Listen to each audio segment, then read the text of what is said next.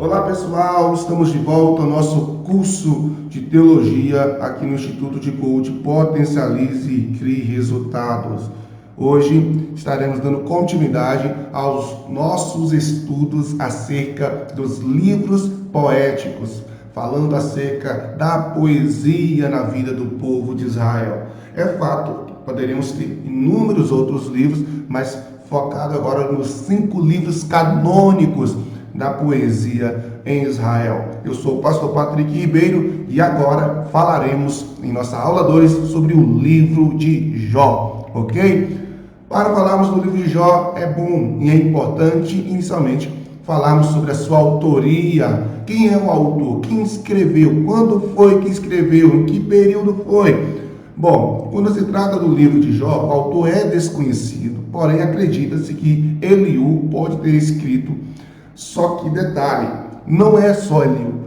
Nós podemos ver outros autores aí também na mira de muitos escritores, de muitos estudiosos. Nós temos aí, por exemplo, a perspectiva de que seria o próprio Jó, o escritor. Outros também afirmam que poderia ter sido Salomão, o escritor. Só que é claro, gente, isso aí vai mudar muito em relação aos estudos, porém, o que é muito mais claro, o que é muito mais aceitável é de que seria Eliú. Há alguns que dizem que o livro de Jó foi escrito mesmo por Salomão, outros por Eliú, outros para Jó. Então fica aí a concorrência.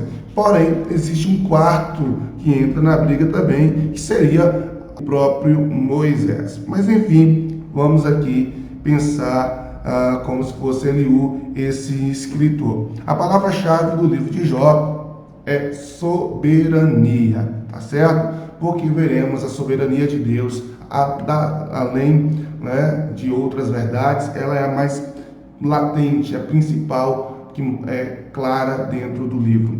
Gente, a autoria do livro está muito relacionada à época, é claro, porque se nós pensarmos que Jó viveu no tempo dos patriarcas por volta dos anos 1700, aí já descarta a possibilidade de Moisés, descarta a possibilidade de Salomão, descarta outras possibilidades, né? De se a escrita do livro for contemporânea à esfera de ação, tá ok? Jó poderia ter vivido esse tempo e o autor escrito sobre o livro muito mais anos depois, porém seria muito mais difícil, muito mais complexo. Então, dentro dessa esfera de ação do período dos patriarcas, a tendência é que ou o próprio Jó, ou Eliú, ou o próprio Moisés que escreveu o Pentateuco, pois aí acaba sendo a história de Jó contemporânea às histórias relacionadas no Pentateuco. O versículo-chave do livro de Jó está em capítulo 42, verso 2, que diz: Então respondeu Jó ao Senhor: Bem sei que tu podes, e nenhum dos teus planos podem ser frustrados, porque o Senhor é soberano, e Ele é Senhor sobre todas as coisas. No livro de Jó apresenta uma sabedoria muito clara, a sabedoria para aqueles que sofrem, ou a sabedoria desenvolvida nas provações. O livro descreve o sofrimento do justo, e o justo aprende, se aperfeiçoa, cresce no meio das provações. Assim, Deus é um Deus sábio e também supremo, acima de qualquer enfermidade, acima de qualquer situação humana que o homem possa sofrer. O livro traz alguns propósitos, e, é claro, esse propósito sempre vai estar focado no desenvolver desta sabedoria. O livro é o primeiro dos chamados poéticos ou de sabedoria, apresentado no cânon sagrado, da sequência Jó, Salmos, Provérbios, Eclesiastes, Cantares. Trata-se de um poema histórico que narra os fatos ocorridos na vida de um dos homens mais conhecidos em seu tempo e em nosso tempo. Nós já ouvimos falar do sofrimento de Jó, da paciência de Jó, são palavras que nós geralmente ouvimos. Então, o Espírito Santo vai utilizar os fatos da vida de Jó para responder a seguinte pergunta: por que sofrem os justos? Se Deus é amor, por que os justos sofrem? Eles sofrem exatamente por causa da soberania de Deus. Deus é soberano, Deus é Senhor, e Deus usa o sofrimento, Deus usa os momentos difíceis exatamente para nos ensinar. O sol nasce para todos, e a gente precisa compreender que enquanto estivermos aqui na terra, estamos sujeitos a dores, a sofrimento, e isso não é referente a Deus, mas é referente ao homem. Deus nos permite passar por momentos difíceis, porque nós sempre crescemos quando estamos passando por momentos difíceis.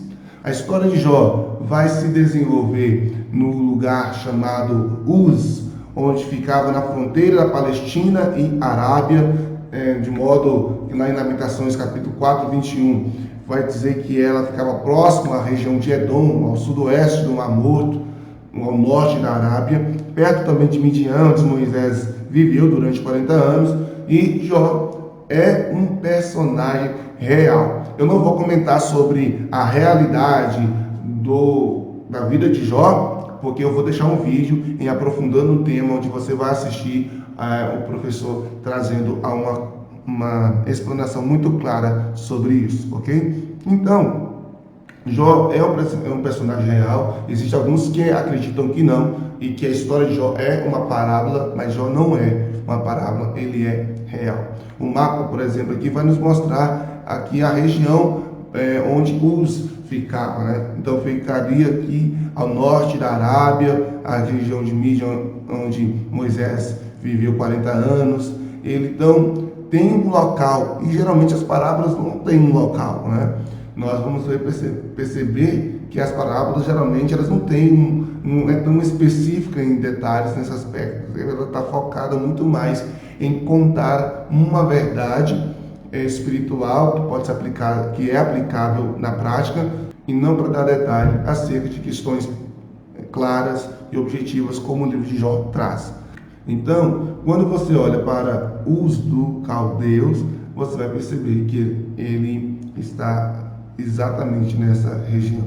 O período de Jó, como eu comentei até no início, vai trazer para nós aí uma ideia de que ele viveu aí cerca de 200 anos, sendo que 140 anos foi o tempo que ele viveu após o seu sofrimento, e isso era algo muito normal no período dos patriarcas, viver esse período, né? Lembrando que já está aí depois do dilúvio, porque antes do dilúvio o tempo aí era muito grande, 800, 700 anos. Após o dilúvio, já vamos vendo a queda desse período de tempo que as pessoas vivem, a ponto de Abraão ter vivido 175 anos. Então a média aí de Jó era de 200 anos.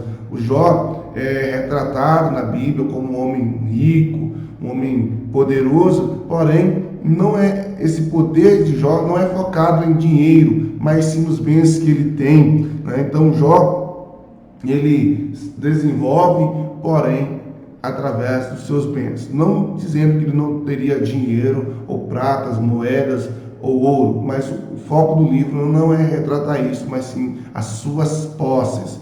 Nós vamos perceber que Jó, a semelhança de Abraão, de Isaac, de Jacó, desenvolvia um papel importante como sacerdote da sua casa, líder espiritual. E assim percebemos que, por mais que retratemos Jó no período patriarcal, ele não faz referência a Israel ou Êxodo ou nenhuma outra questão como nós vemos no Pentateuco. E aqui em Jó tem algo muito legal, que aparece em seu texto a palavra Shaddai, ou que nós já vimos comumente El Shaddai, que é o Todo-Poderoso, Deus Todo-Poderoso, que só em Jó nós vemos usando 31 vezes, que comparando com o Antigo Testamento apenas 17 vezes. Então, o Todo-Poderoso El Shaddai é presente em toda a dramaturgia de Jó. E quando se trata de dramaturgia, estamos falando que podemos olhar de Jó como se fosse um teatro, um monólogo, mas também com diálogos. Por exemplo, se olharmos Jó pelo lado da dramaturgia, teremos, por exemplo, que ele vai compor de prólogo, monólogo, diálogo e epílogo, né, que são partes aí da literatura, dos modelos literários que nós temos na escrita de um livro, na escrita de um teatro, por exemplo. Vamos observar o debate no céu entre Deus e Satanás.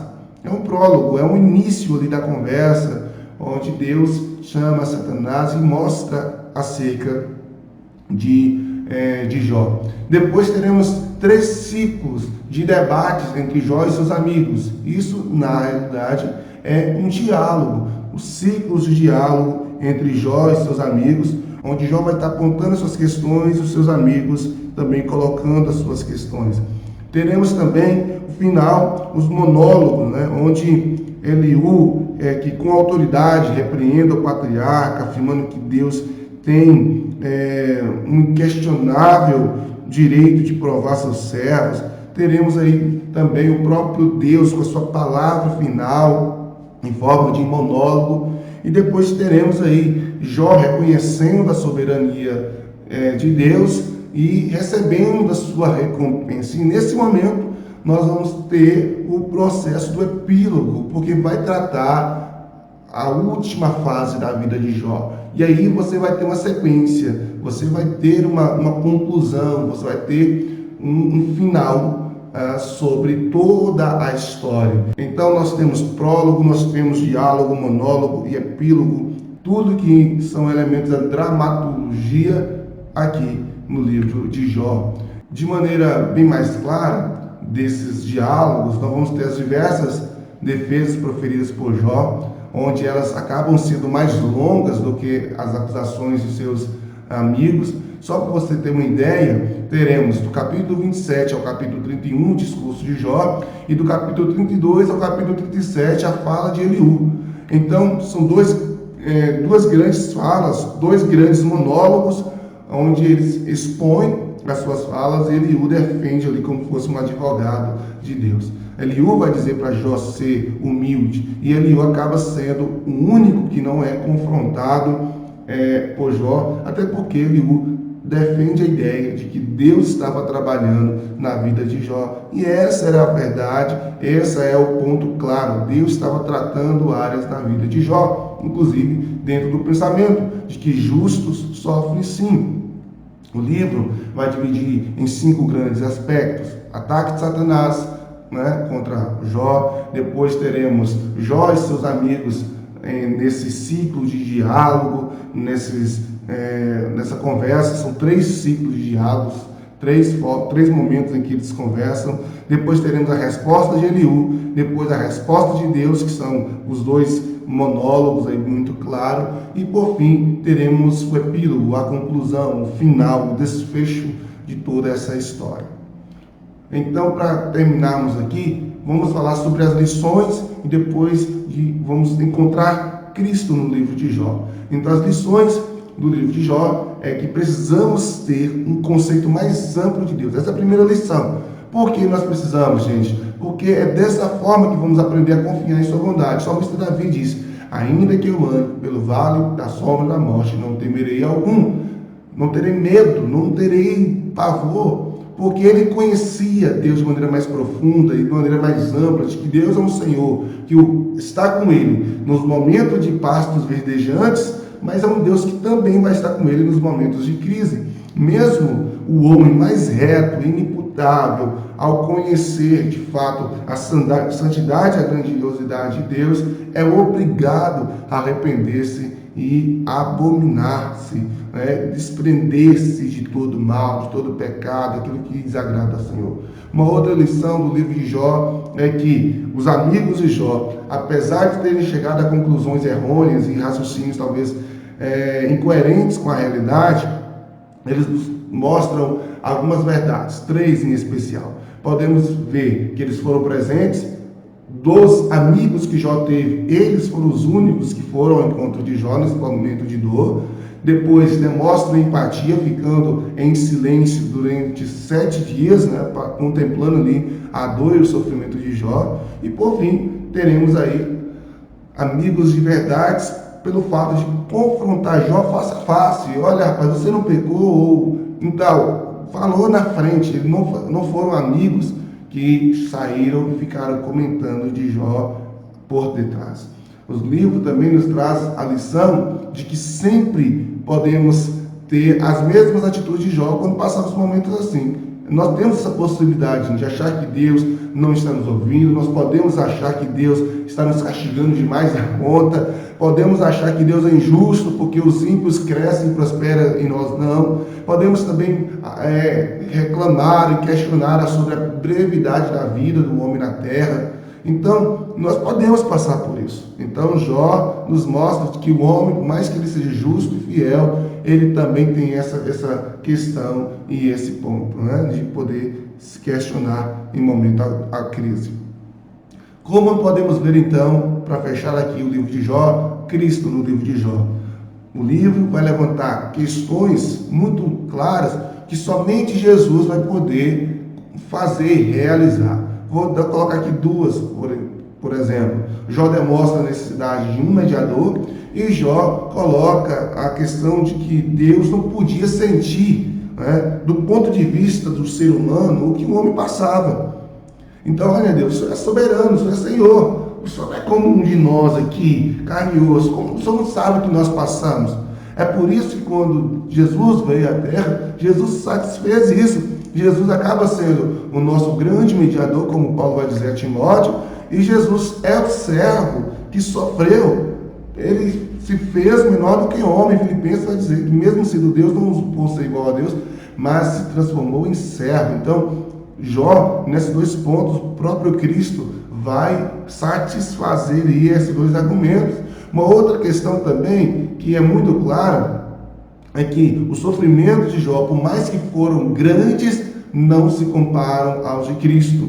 E Jó também coloca algo que eu amo de coração, quando ele vai dizer sobre o Redentor. Ele vai dizer, pois o meu Redentor vive e por fim se levantará ao meu favor. Então, gente, este foi o livro de Jó apresentado e a próxima aula teremos o livro de Salmos. Até lá!